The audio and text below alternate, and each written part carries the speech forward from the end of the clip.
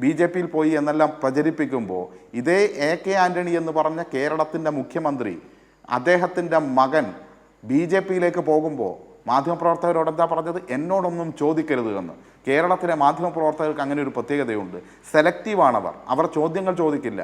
ഇത്രയും വലിയ ഇന്ത്യയിലെ ഏറ്റവും മുതിർന്ന കോൺഗ്രസ് നേതാവായിട്ടുള്ള AK ആന്റണിയുടെ മകൻ BJP-യിൽ പോയപ്പോൾ ചോദ്യങ്ങളില്ല, ഇപ്പോഴും ചോദ്യമില്ല.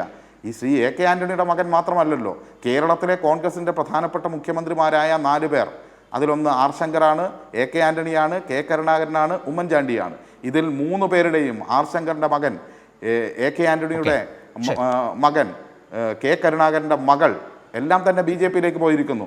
ഇനി ബാക്കിയുള്ള നിങ്ങളുടെ ശ്രീ ഉമ്മൻചാണ്ടിയുടെ മകനുണ്ടല്ലോ, ചാണ്ടി ഉമ്മൻ, അദ്ദേഹമാണ് കേന്ദ്ര സർക്കാരിൻ്റെ അഭിഭാഷക പാനലിൽ നിൽക്കുന്നത്. അതായത് മോദിക്ക് വേണ്ടി വാദിക്കാനുള്ള അഭിഭാഷക പാനൽ ഇപ്പോഴും നിൽക്കുന്നു. പുല്ലേ എന്ന് പറഞ്ഞ ആ സ്ഥാനം വലിച്ചെറിയില്ലേ ഇവിടെ മതനിരപേക്ഷ ഉയർത്തിപ്പിടിക്കുന്ന ഏതെങ്കിലും ഒരു അഡ്വക്കേറ്റ് ആണെങ്കിൽ? അതിന് തയ്യാറായിട്ടില്ലല്ലോ, എന്നിട്ടാണ് പറഞ്ഞുകൊണ്ടിരിക്കുന്നത്.